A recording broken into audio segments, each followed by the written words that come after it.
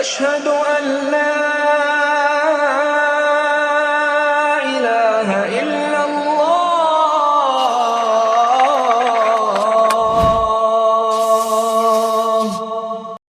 ஏழாவது விஷயம் தலபுல் இல்ம், அறிவை தேடுதல்.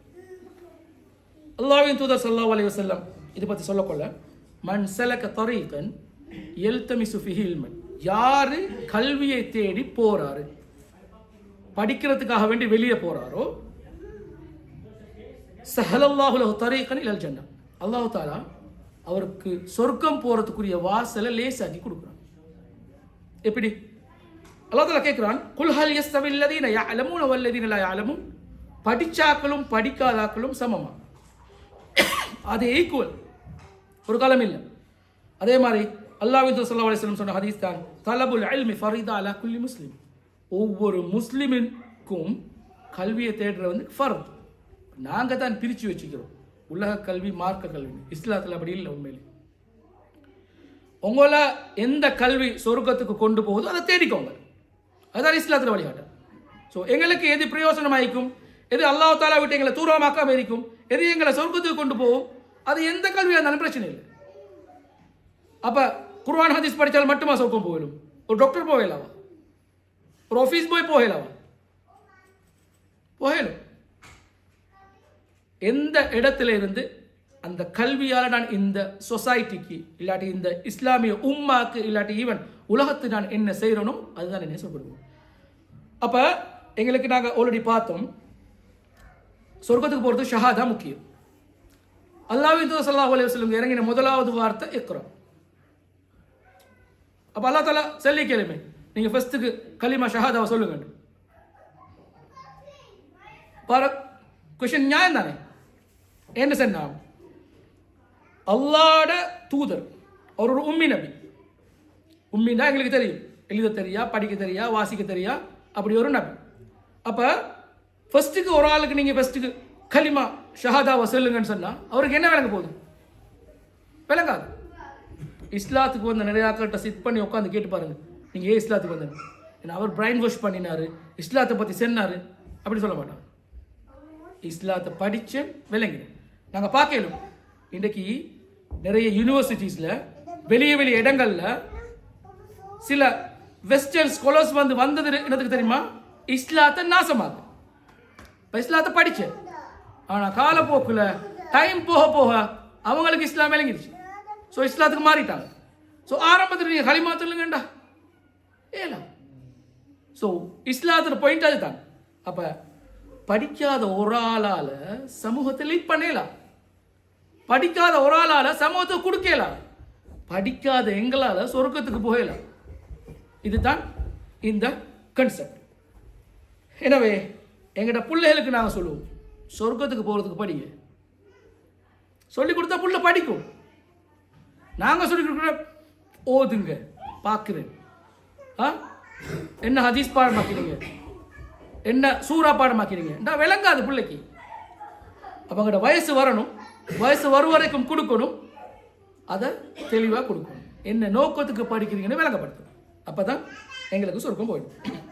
அதே மாதிரி சலாமத்து சதுர், நாங்கள் எல்லாரும் எங்களை அடிக்கடி கேட்டுக்கொள்ள வேண்டிய விஷயங்கள். யௌமலா யன்ஃபஉ மாலுன் வலா பனூன், அந்த நாளில், தி டே ஆஃப் ஜட்ஜ்மெண்ட்டில் உங்களோட சொத்துக்களோ, அல்லாஹ் தஆலா எங்களுக்கு தான் சொல்கிறேன், எனக்கு சேர்த்து நான் இப்படி சொல்கிறதுக்கு நினைக்க வேணும், உங்களை நோக்கி சொல்கிறேன்னு சொல்லி, உங்களோட சொத்துக்களோ உங்களோட செல்வங்களோ உங்களுக்கு பிரயோசனம் தராது. இல்லாமன் அத்தல்லாஹ பிகல்பின் சலீம், யார் அல்லாஹ்ட்ட தூய்மையான சீரான அழகான ஹார்ட்டோட வாரோ அவருக்கு தான் சொர்க்கம். ரைட்?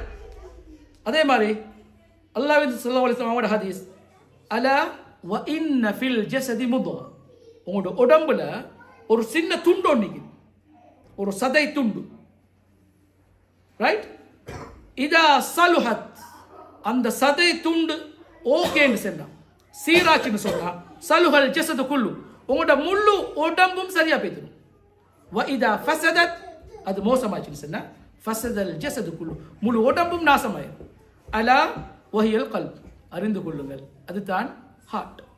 எனவே இபாதா செய்கிறதுக்கு முன்னுக்கும் மனுஷர்களோட பழகிறதுக்கு முன்னுக்கும் எங்களோட ஹார்ட் சரியாக்கன்னு பார்த்துக்கொள்ளணும்.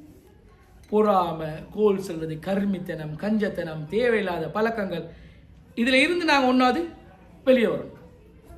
அதெல்லாம் என்ன சொல்றது, கைண்ட் ஆஃப் டிசீஸ், வித்தியாசமான உளநோய்கள், அதெல்லாம் நாங்கள் கிளியர் பண்ணணும். அதே மாதிரி லைஃப்ல உள்ள அப்ஸ் அண்ட் டவுன்ஸ் நாங்கள் விலக்கி கொள்ளணும். அல்லாஹ் தஆலா ஏன் என்ன ஒசரத்துக்கு வச்சுக்கிறான், ஏன் அடுத்தாக்களை பணியை வச்சுக்கிறான், என்னைய தூக்கி ஒசரத்தில் வச்சுக்கிறேன்னு சொன்னா நான் அவங்களோட சம்திங் எடுத்துக்கொண்டேன். பட் இந்த சமூகத்துக்கு நான் அழகாக கொடுக்கணும். அதை வச்சு அடுத்தாக்களை பணியை போடல. ஸோ அப்ஸ் அண்ட் டவுன்ஸ் உங்களை நீங்க விலகி கொள்றது, அந்த ஸ்டேஜில் இருந்து நீங்க சொர்க்கத்துக்கு போறதுக்கு உங்க பாதையை எடுத்துக்கொள்றது, உங்களுக்குள்ள பீத்தி கொள்றதுக்கு, பெருமை அடிக்கிறதுக்கு, அடுத்தவனை பணியை போடுறதுக்கு இல்லை. ஸோ அதுதான் இந்த உள்ளத்தை அழகா வைக்கிறதுக்குரிய முக்கியமான விஷயம்.